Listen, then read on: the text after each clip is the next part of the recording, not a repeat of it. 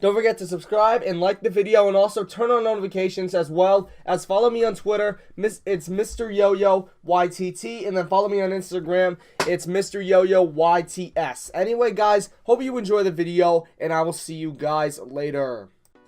Yo, guys, what's going on? Welcome back to another video, and today, guys, I'm going to bring you the Road to the Show stream notes, so the second dev stream in MLB The Show 19. I'm going to bring you guys a quick recap of it and what was covered in the stream. So anyway, let's get into it.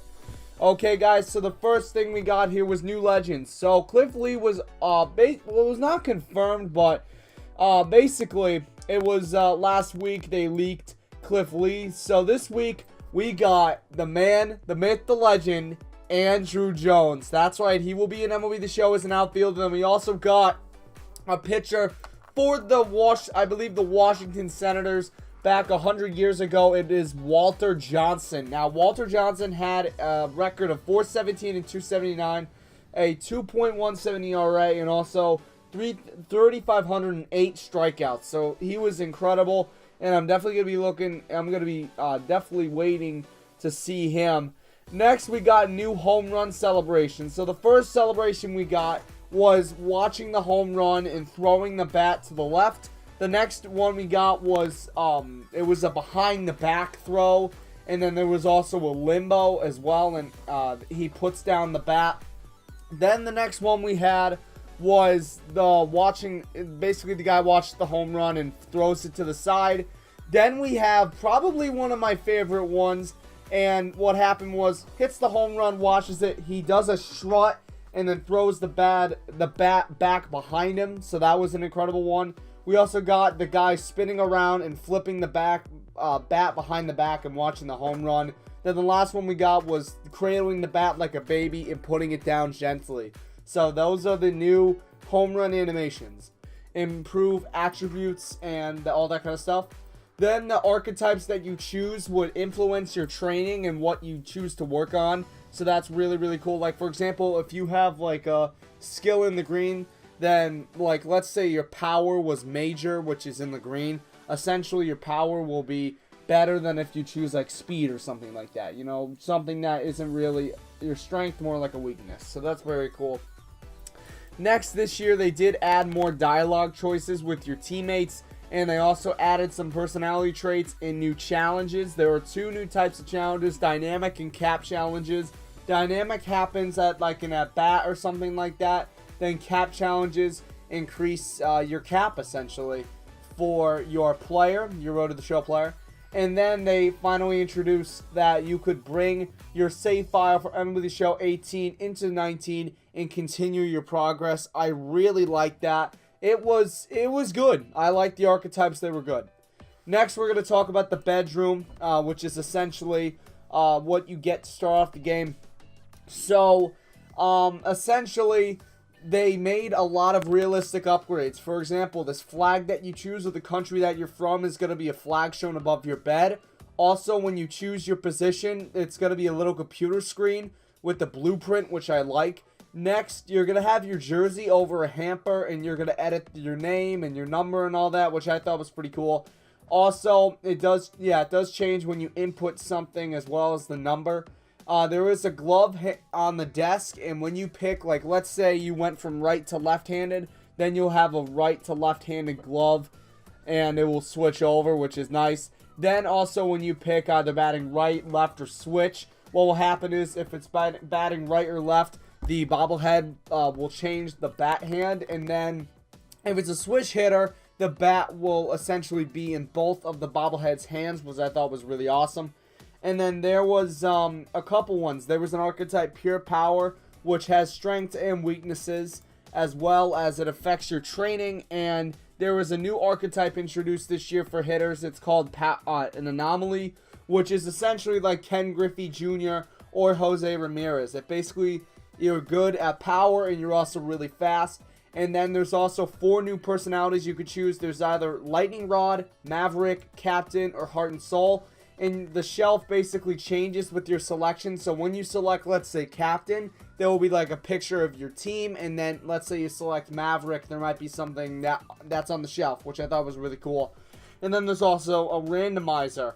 So moving on, we have perks. Perks are a good thing this year, and essentially you could actually, your advisor will contact you a couple days before the draft and asking what team you're interested in, or what was your favorite team growing up, and if you choose that, you essentially might get drafted by that team, which I thought was very, very cool. Also, a new thing about perks this year is that you don't select when your perks trigger. They actually trigger in-game at certain moments. So let's say you're facing Justin Verlander. Well, maybe a perk will trigger that basically puts more power, which is awesome. And you can't choose your perks. They just activate at certain moments. So there were new boss challenges. There was actually a teaser. And the boss challenges essentially, like, let's say you come up against a Justin Verlander, which they did show in the live stream, but also coming up against like a Chris Sale or a good pitcher. Or what will happen is they actually showed a clip of Gerardo Opara where he had an incredible hot streak going, and you faced him, and essentially this was a boss challenger. It showed streaks, and it was really, really cool. And if you do like strike out Para, or you get a home run off Verlander or Sale, you're going to get huge bonuses. Like, for example, there's going to be 3 to choose from. You can either get a hit to get a 100 cap boost, like a double or a triple, or hit one in the gap would get you 150% bonus. And then if you selected a home run, you get like a major bonus, like 250%. It's really cool, and I liked it. Next week, moving on, we have Minigames. They are introduced into Road to the Show this year.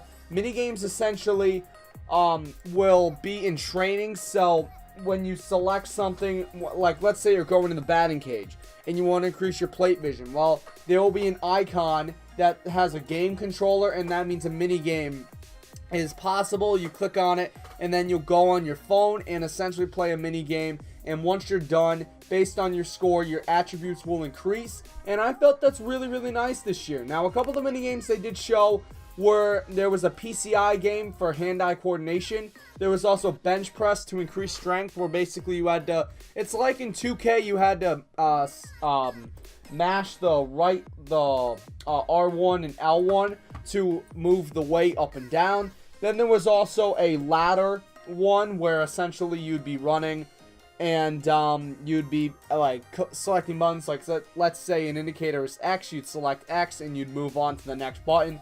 Then finally we had a pitching one where it showed, like, let's say 3 pitches. It showed like a fastball, changeup, breaking ball. You'd have to basically select what order it went in.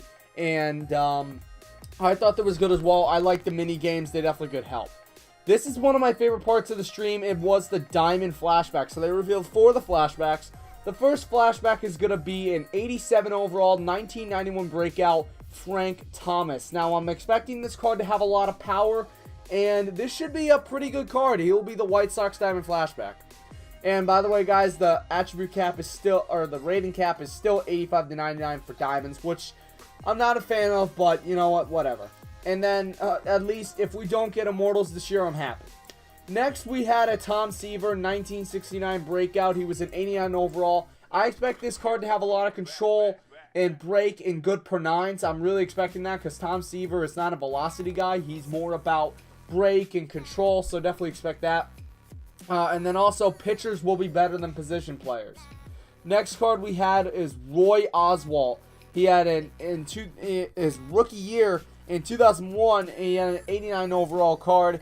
And I expect this to be the same as Tom Seaver, so definitely look out for that. And then the final card was a Stan Musial postseason 1944 88 overall card. And essentially there was they also introduced new banners. We're in the top right corner now. You'll see the series of the card, and I really like that. And this is the big change coming to Diamond Dynasty this year. The Diamond Flashbacks will be sellable, guys. That's right. The Diamond Flashbacks, let's say you pick Frank Thomas, you'll be able to sell him for stubs. You won't have to keep him in your collection the whole time. That was a big upgrade, and overall, this stream is really good for San Diego Studios. Now, next week, we should have a blast, because next week, they're going to be going over Diamond Dynasty, boys. They're going to be going over the new moments, game mode in Diamond Dynasty. They're also going to be going over the multiple lineups, also the conquest maps, and everything. So guys, I'll be coming to you next week with this same video up until the release of MLB The Show. Then I will be going live on YouTube. Anyway, I hope you guys have enjoyed. If you did, smash a like, smash 5 likes. Thank you guys so much for watching, and I'll see you guys later. Peace out.